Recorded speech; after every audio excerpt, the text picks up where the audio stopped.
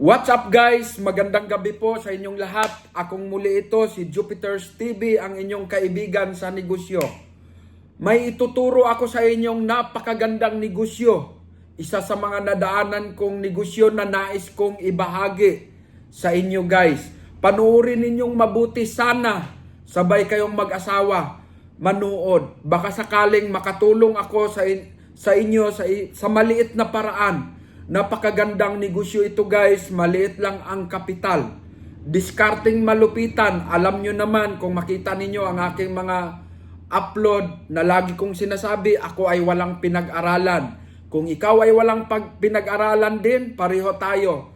Pero ang kaibahan lang, ako umaasinso, mayaman ako dahil sa pagninegosyo. Kaya ako ngayon nagtuturo paano kayo maman. Kung ikaw ay walang pinag-aralan na katulad ko, may pag-asa tayo. Huwag kang malungkot, huwag kang malumbay na hindi ka nakatapos sa pag-aaral. Huwag mong sisihin ang iyong mga magulang na ikaw ay hindi napaaral, bunga ng kahirapan. Kaya guys, meron tayong solusyon dyan. No? Katulad ko, first year high school lang. Pero marami akong naipundar na higit kay sa mga profesional na mga nakatapos, mga pag-aral, guys. Kaya ako ngayon nagbabahagi sa inyo ng isang negosyo. Sana bigyan ninyo ng panahon ang pakikinig, pagtuturo ko ng negosyo dahil ang pagtuturo ko hindi mahirap intindihin, hindi mahirap unawain. Dahil ang turo ko hindi by book kundi by experience. Ituturo ko ang detalyado, negative side, positive side, downside. So guys, sana bigyan ninyo ng panahong mag-asawa na mapakinggan ang aking pagtuturo. Ang ituturo kong negosyo ngayong gabi ay ang asin. Ang asin ay parang kung papakinggan natin ay parang pangit pakinggan na magtinda ka lang ng asin. Pero guys, naka-hidden, naka-silent, nakatago ang yaman ng asin. No, tandaan natin, ang walang bahay na walang asin. Lahat ng bahay, kailangan ng asin. Take note, tandaan natin yan. Ang asin, ginagamit yan sa lahat ng ating kinakain. No? Sa lahat ng ating mga kinakain na ulam, ang asin ay kailangan. Napakasarap na magnegosyo ka na isang negosyong in demand at nauubos din agad. Once na bumili ang isang customer, nauubos din agad siya dahil ginagamit. No? Napakagandang negosyo ito, asin. Paano magnegosyo ng asin? So, ang asin, kung meron kang motor guys, ituturo ko naman uli. Kung meron kang motor, kabitan mo ng sidecar. Ngayon, pag nakabitan mo na ng sidecar, yung motor mo, ay mag-scout ka muna sa mga palengke sa inyong lugar. Sa city, yung malaking palengke, dahil doon nagbabagsak yung asin. Kung walang pagawaan malapit sa inyo, magtanong-tanong ka muna doon sa palengke pa rin ang nakakaalam kung saan ang pagawaan ng asin. Ngayon, magtanong ka din doon sa palengke, sino ang nag-supply sa inyo ng asin, ma'am? Ituturo sa inyo sa palengke yon. Ang nag-supply sa amin ng palengke, doon ako bumibili. O, di puntahan ninyo yung tinuturo. Tapos doon sa binilihan nila, magtanong ka, saan po ang supplier ng asin? Gusto kong maglako ng asin. O di ituturo, tulungan ka nun, ituro, yan po. O di, puntahan ninyo yung pinakapuno kasi mura lang. Ang isang sakong asin, ang kuha ko lang dati, 180. Napapalabas ko yan ng 600 ang isang sako. Una guys, bakit ako napunta sa negosyong asin? Kasi ako bata pa lang, negosyante na talaga ako.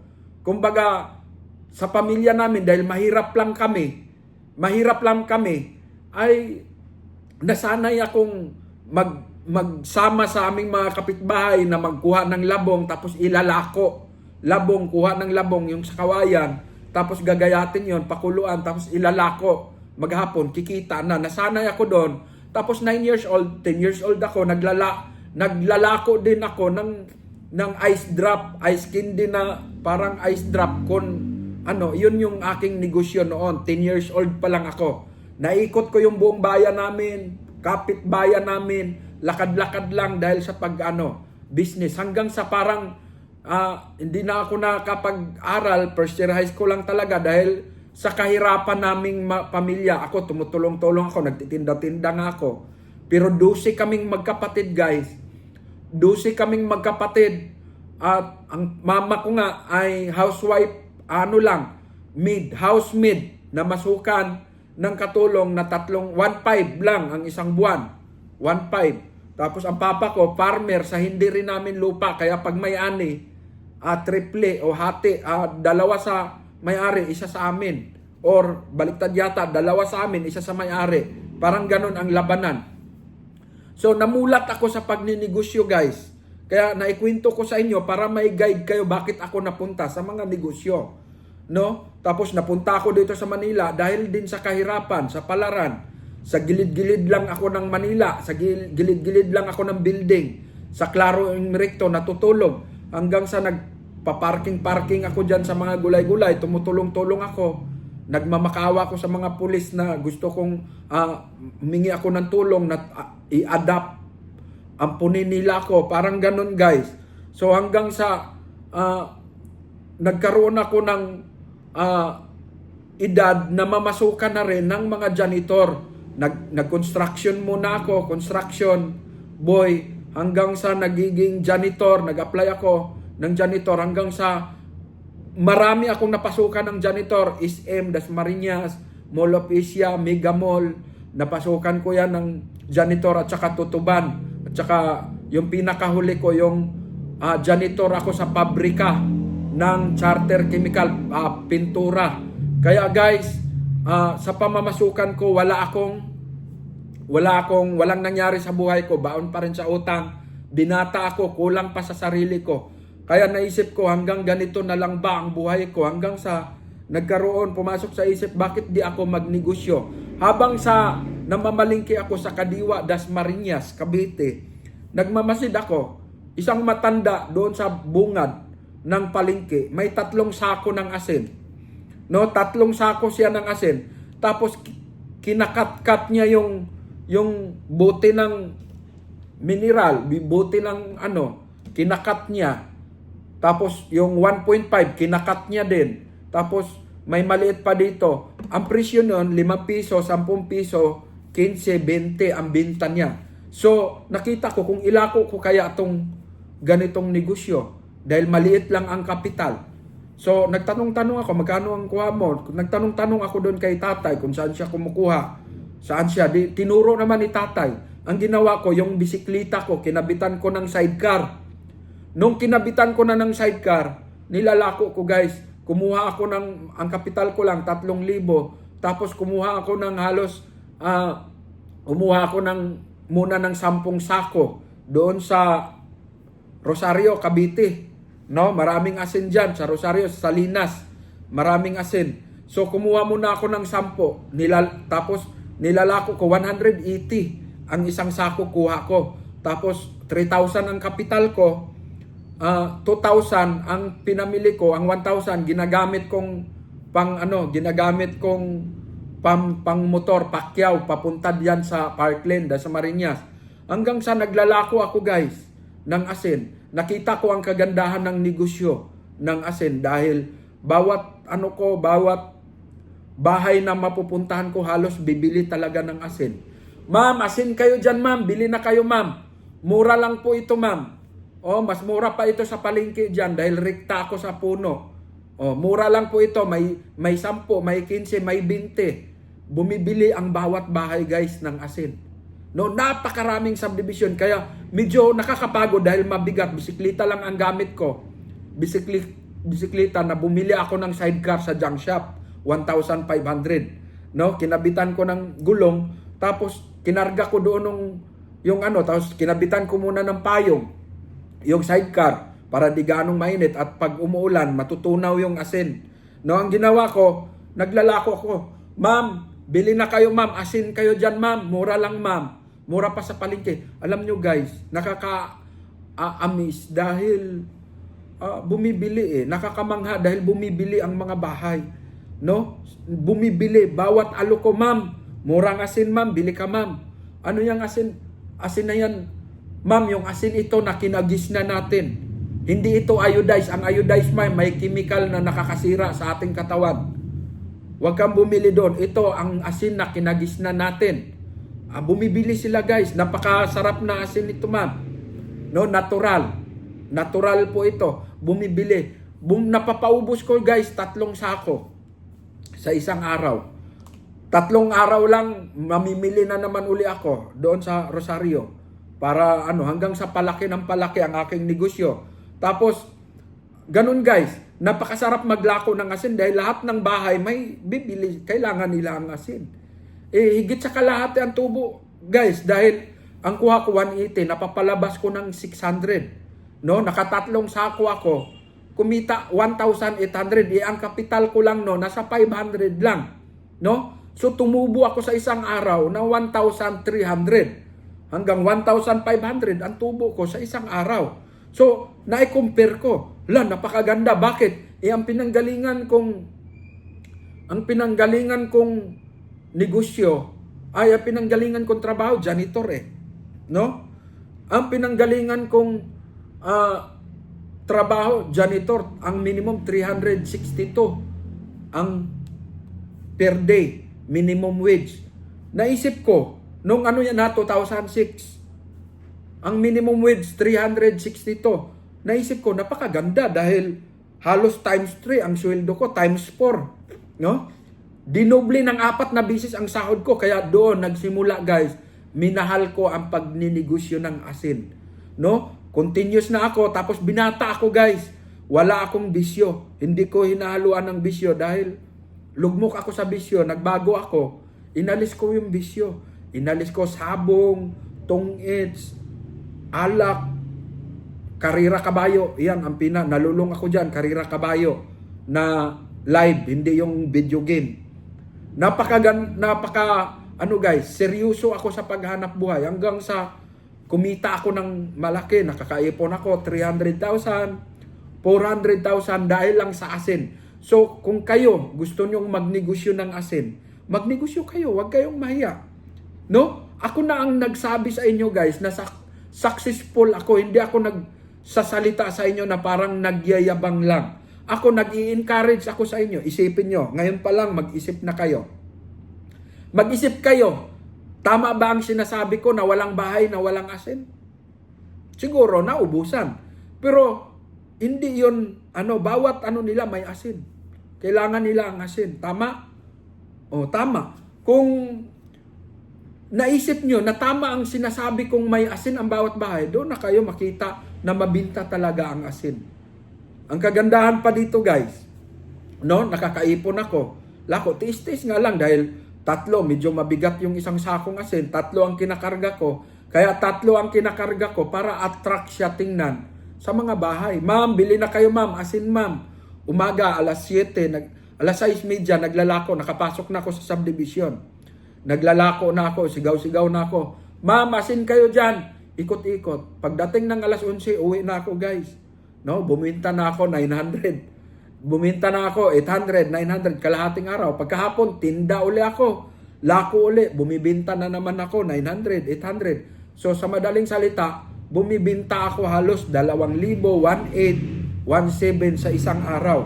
Ang kapital ko lang, pag mapapaubos ko yung 3 sako, ay 500 plus, 520 yata. So, kumikita ako 1,300. Minsan, 2,000 ang ko, kumikita ako 1,500. Ganun kaganda ang negosyong asin. Isa pa guys, kung meron kayong motor guys, bakit kayo mag-sidecar? Bakit kayo magpa-jack na katulad ko? Magmotor na kayo, gamitin. At isa pa, ang strategy nyo naman, mag-asawa, ay magbagsak-bagsak kayo sa mga tindahan ng asin. Sabay, paglalako, tapos lahat ng tindahan bibili ng asin yan. I-repack ninyo yung asin, no?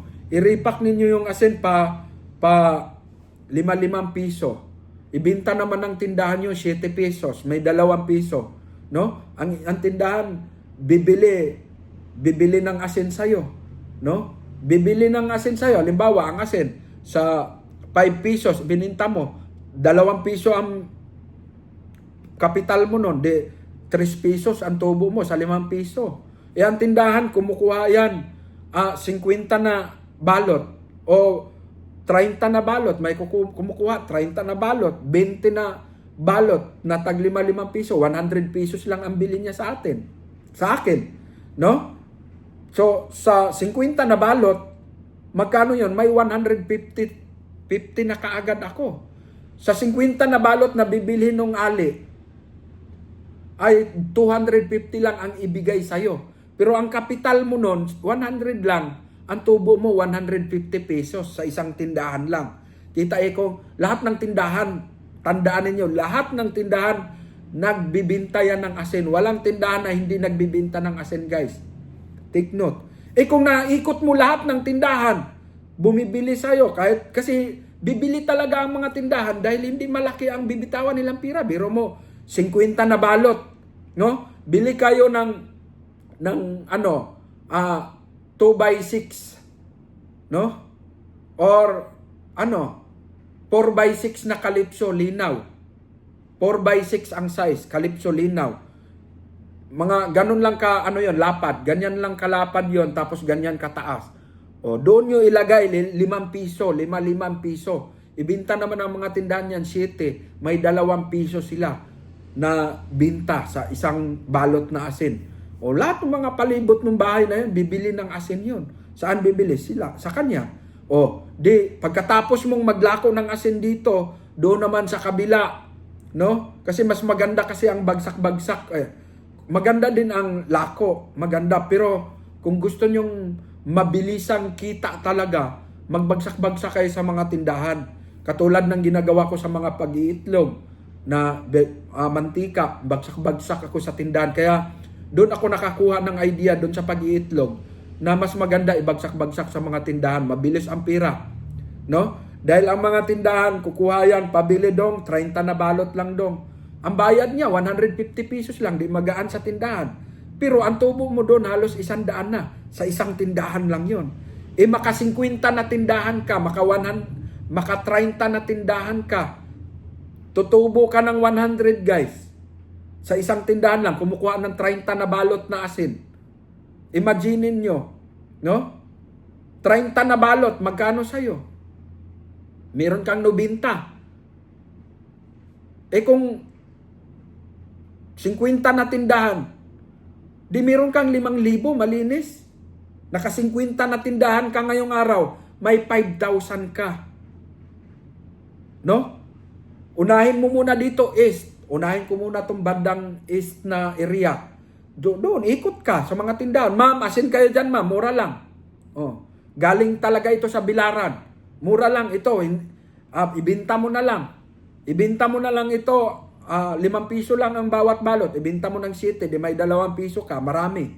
Bibili ang mga tindahan. Guys, pag bibili, kuhanin mo yung number ng tindahan. Para pag naubos, i-text mo na lang. Ma'am, after 5 days o after 10 days, kasi hindi mo maikot lahat yan Iikot ka pa sa north. Dito ka nauna, east. Hindi mo mauubos yung buong east sa isang araw lang. Babalikan mo pa yan bukas. Ang daming mga tindahan yan sa east. So, ikutin mo lahat yung mga tindahan, puntang east. Doon ka focus. Hindi yung patalon-talon ka. Suyod yan. Susuyurin mo. Pag may bumiling tindahan, kuhanin mo yung cellphone number. Pwede bang makuha ko yung cellphone number mo, ate, para pag naubos, ay mag-text ka lang sa akin or mag-centralize message ako. After 7 days, ate, babalik uli ako. I-message kita kung ilang piraso ang kuhanin mo. Ganon ang technique sa conversation. Technique sa diskarte. Kung ilan ang kukunin mong kung ilan ang kukunin mong asin. Natapos mo dito, halos 2 araw, di ka pa tapos dito sa area east. So, tiis-tiis ka lang hanggang sa tapusin mo, suyurin mo. Huwag ka mo nang pupunta sa north hanggat hindi mo matapos yung mga tindahan dito sa east na hanggang abot mo. No? Yung pinakamalayo na dito. Pagkatapos, so dito, naka 300 na tindahan ka dito o 200 na tindahan sa east. Di nakuha mo lahat yung 200 na number ng tindahan, guys. No? So, after nun, naka 3 days ka dito. No? 3 days. So, bukas naman, after na natapos mo dito ng 3 days, Dito naman, so nakakuha na dito ng asin, no? Dito naman sa north. O di, naka 3 days ka din uli. Nakuha mo rin ang mga number. Naka 3 days, 6 days na. After dito, punta ka na naman ng west.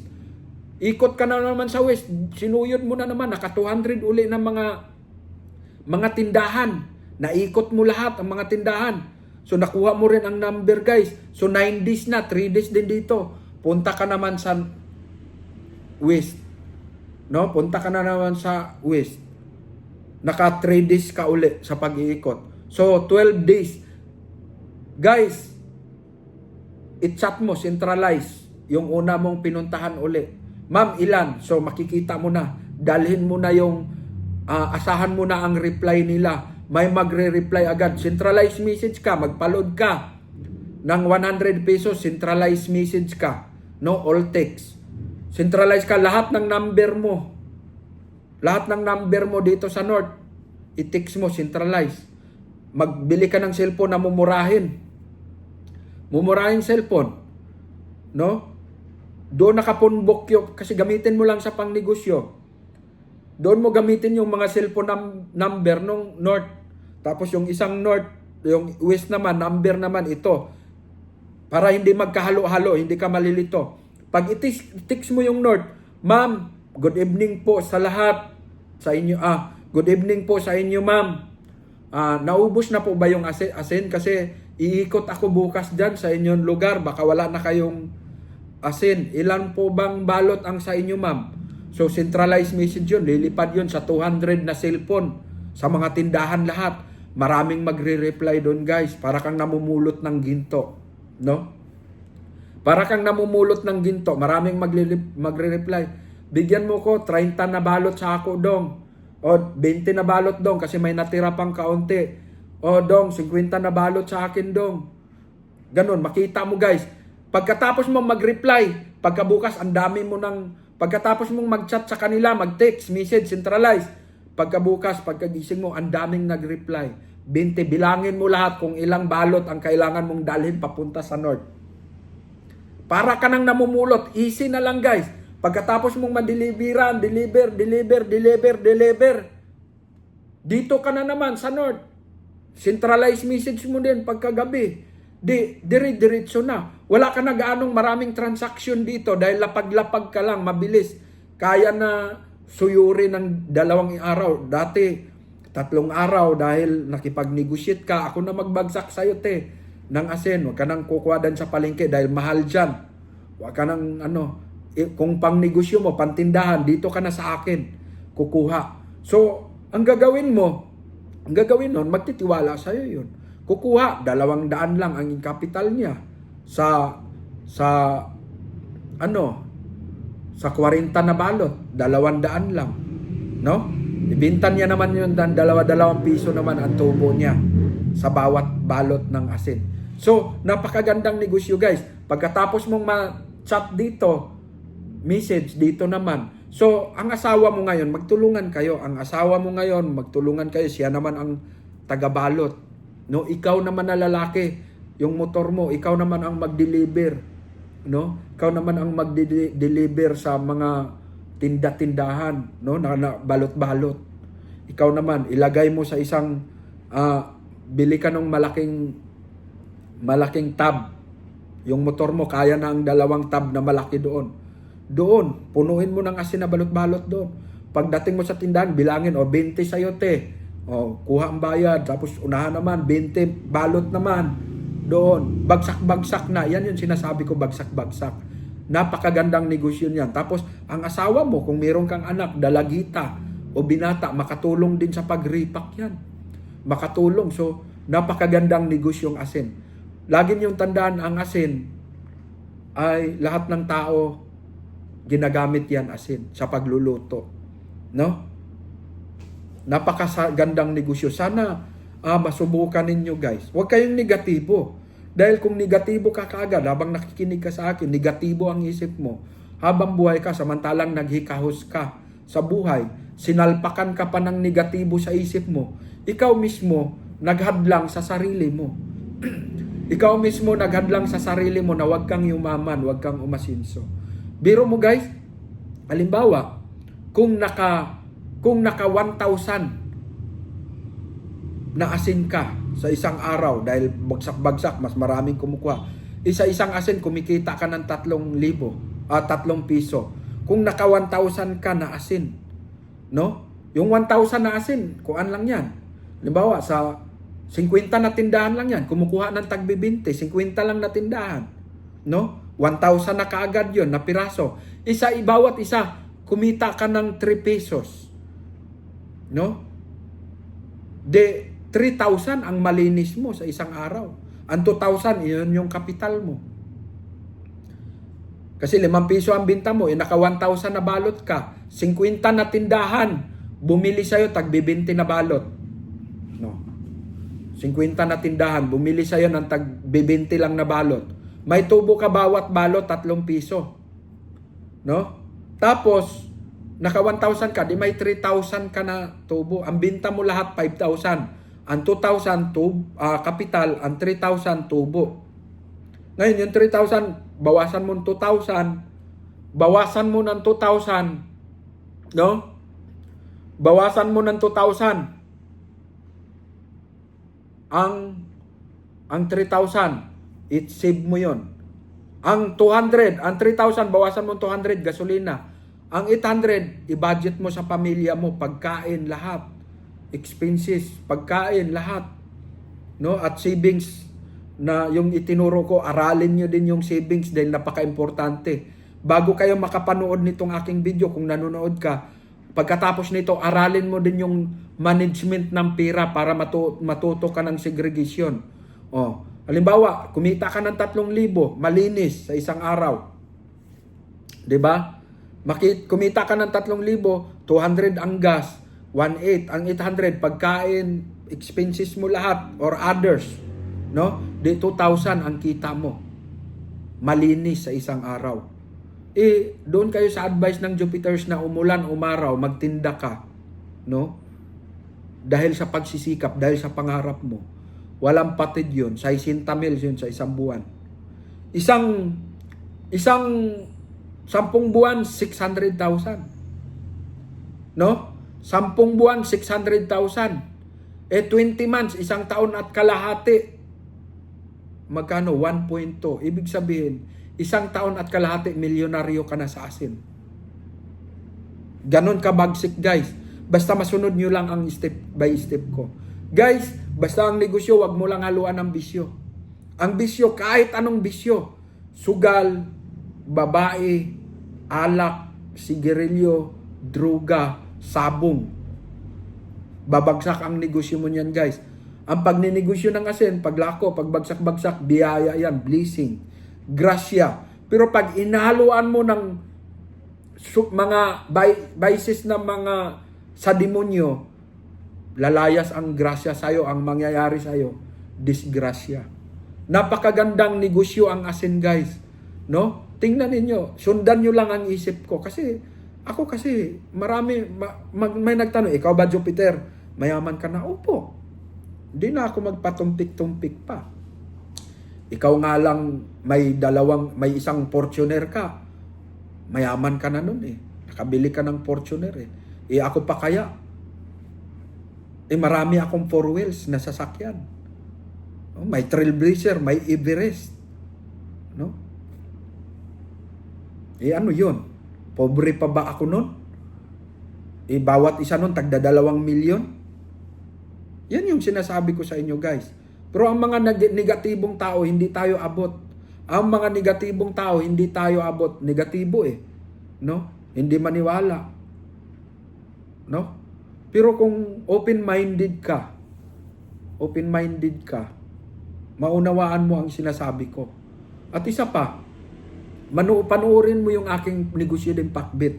Dahil millionaire din ang bagsak ang Pakbit. No? Ang Pakbit na negosyo, napakaganda din, guys. Bawat bahay, mga tao, recommended ng doktor, gulay, pagkain. Masustansya. Ang Pakbit, gulay, igisa lang, pagkain, masarap na. No, lagyan lang ng sardinas.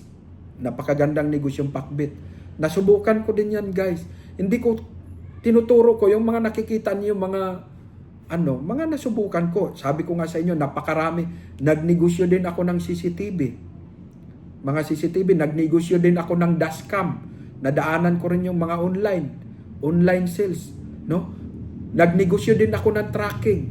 Nagkaroon ako ng Xiam na L300. Nagnegosyo ako ng tracking sa AEI. Ako ang nagdala ng mga tao nila, service, no? At saka nagdala-dala, nagbagsak-bagsak sa mga mall, Nivea, yung mga pabango. Doon, galing dito sa Amcor, sa papuntang Sukat. Diyan ako kumuha sa pabrika diyan. Tapos dinadala sa yung mga lipstick, dinadala sa mga mall, sa supermarket, sa taas. Doon binabagsak yun, guys. So, iyon yung aking negosyo, tracking, di ba? Nagnegosyo ako ng tracking. Yan ang mga malalaki na yan, guys. Di nyo naabot yan, no? Tulad nito, negosyo ko, construction. Ngayon,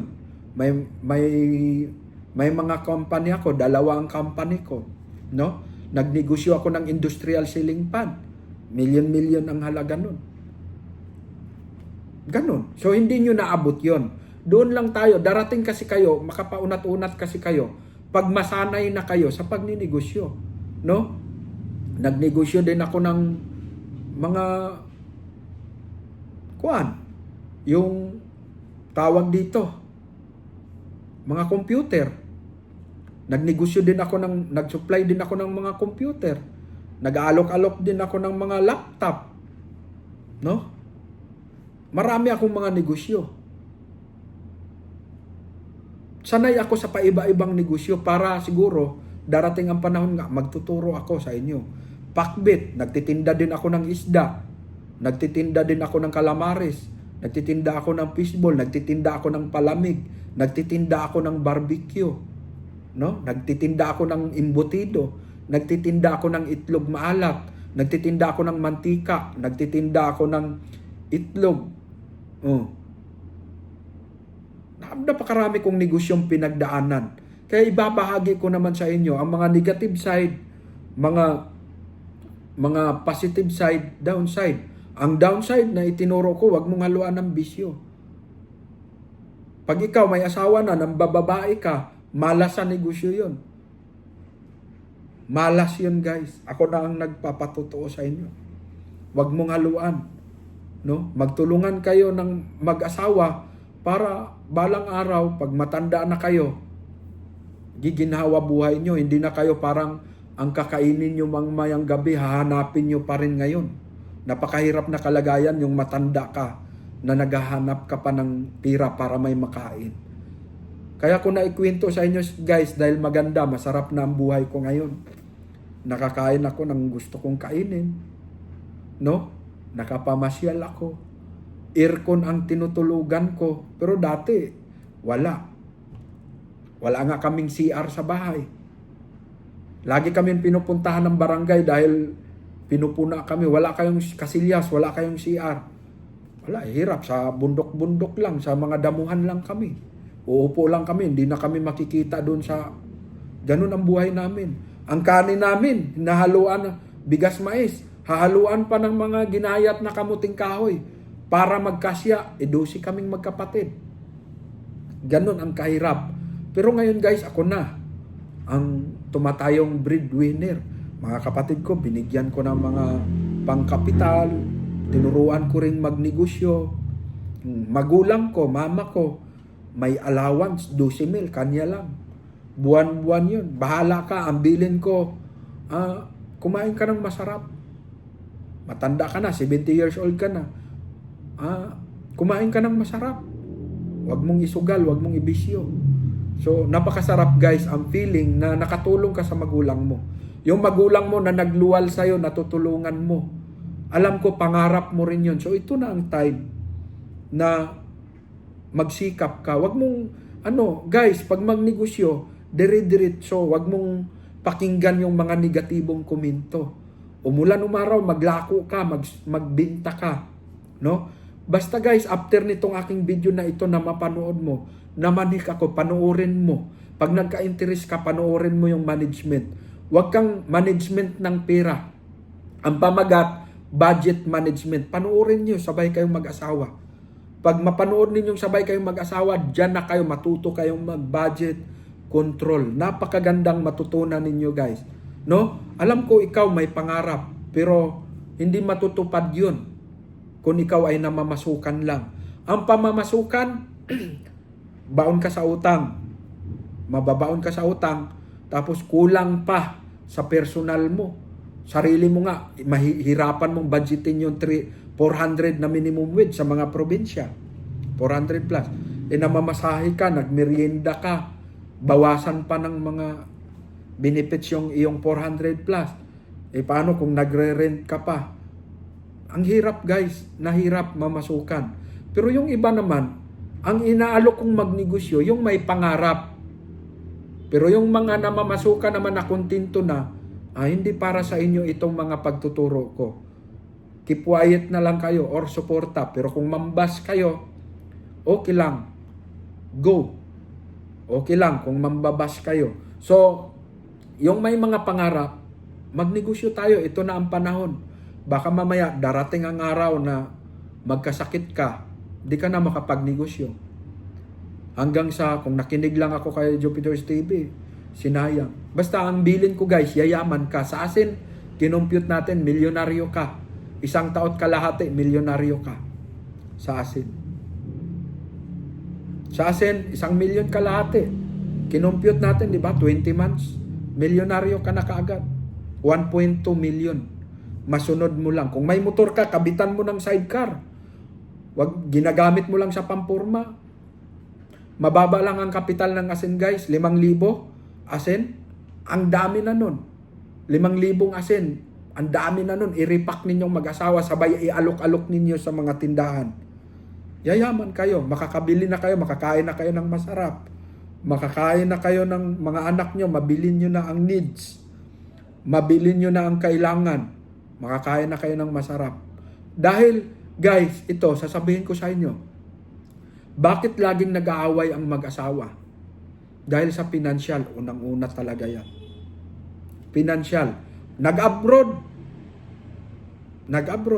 Bakit? Dahil sa financial. Kahit masakit na iiwan yung pamilya. Pinipilit dahil sa financial. Gusto ng nanay na mabigyan ng magandang buhay yung anak niya, yung asawa niya. Matutulungan, pamilya niya, maiahon sa kahirapan. Tiniis niya kahit na napakasakit sa kanyang feeling na mahiwalay sa magulang, sa mga anak, pero pinilit niya sa palaran sa ibang bansa dahil sa financial. Bakit laging nagtatalo ang mag-asawa? Dahil sa gipit, dahil sa pera. No? Hindi ako naniniwala na di baling saging basta labing. Hindi ano 'yun. Pero naikwento mo ba ang pag-aaway ninyong madalas? Hindi. Kaya hindi labing. Maniwala kayo sa akin. Ang tao, pag walang pira, mainit ang ulo. Tandaan ninyo yan. No? Ang anak mo, humihingi, wala kang maibigay. Naaawa ka. Nalulungkot ka. Matinding kapigatian sa mga mahihirap, guys. No? Kaya, kung ikaw natutong nagnegosyo dahil sa pagtuturo ko, magnegosyo ka na, magtulungan kayo mag-asawa. Mag-uusap na kayo ng asawa mo, sweetheart. Mamili tayo ng negosyo. Nandito si Jupiter's TV. Panoorin natin with our heart, with feeling, sincere. Seryoso tayo makikinig. Pakinggan natin si Jupiter's TV. Pag natapos ninyo ang asin, pakinggan ninyo ang pakbit. Mababa lang din ang kapital nun. Wala namang mga negosyanteng magtuturo sa inyo ng mga ganito. Maghanap kayo social media. Wala. Ako lang ang nagtuturo, guys. Kasi gusto ko ibahagi. Kung mayaman na ako at malaki na rin ang mga negosyo ko, malaki, pwedeng hindi ko pansinin na kalimutan na. Kaya lang, sayang naman yun. Napakarami kong pinagdaan ng negosyo. Hindi ko maibahagi. Kaya naisip ko mag-vlog, tapos pag may kita din sa vlog, kaya mag-subscribe kayo sa YouTube channel. Pag nanood kayo, mag-subscribe. No, tulong nyo na din sa akin para yung kita natin sa vlog ay idagdag din yan sa pira ko. Mamigay tayo ng kapital. Mamigay tayo, yung mga mahirap, bigyan natin ng kapital. So, makakatulong. Kasi namimigay na talaga ako ng kapital. 2021, nag-vlog na ako, yung Jupiter's TV sa Facebook page. Marami na akong binibigyan. Milyon na ang binitawan ko, tagsa 10,000 binigyan. Nitong September, October, November, namimigay, nasa 38 ang nabigyan natin ng tagsa 10,000. Pero nakikibalita ko, anong nangyari? Kumusta? Na-bankrupt? Wala na. Walang kapira-pira, walang ano. So, minarapat ko na bago ako mamigay ng kapital, i-lecture ko muna lahat ang mga negosyong pinagdaanan ko bago ako magparapol o mamigay ng pangkapital. At nakakatulong din itong YouTube. Pag may kita, di idagdag, ipamimigay. Marami tayong natutulungan. Ang kita ng YouTube, di ko kailangan. Mayaman na nga ako guys eh. Pero di naman pwedeng hindi kikita dahil nagtuturo ako.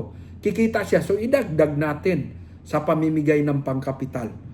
Sana naintindihan ninyo guys, huwag ninyong kalimutan mag-subscribe kayo sa Jupiter's TV 2.0, tapos sa aking ibang yung management, pera management. Importante 'yun. Wag kayong magnegosyo pag di nyo napanood 'yun, mag-asawa. Napakahalaga nun. Unawain ninyong mabuti 'yun guys. Ha? Hanggang dito na lang sa muli. Sana natutuwa kayo, sana na-enjoy kayo sa pakikinig. Maraming salamat sa inyong pagtitiis. Pasensya na sa aking mga pagkukulang guys. Hindi ko nare-replyan nung iba sa mga nag-comment. Ay, alam ko na unawaan ninyo ako. Maraming salamat po. Good evening sa inyong lahat. Ang Jupiter's TV nag-iwan ng tili bye-bye.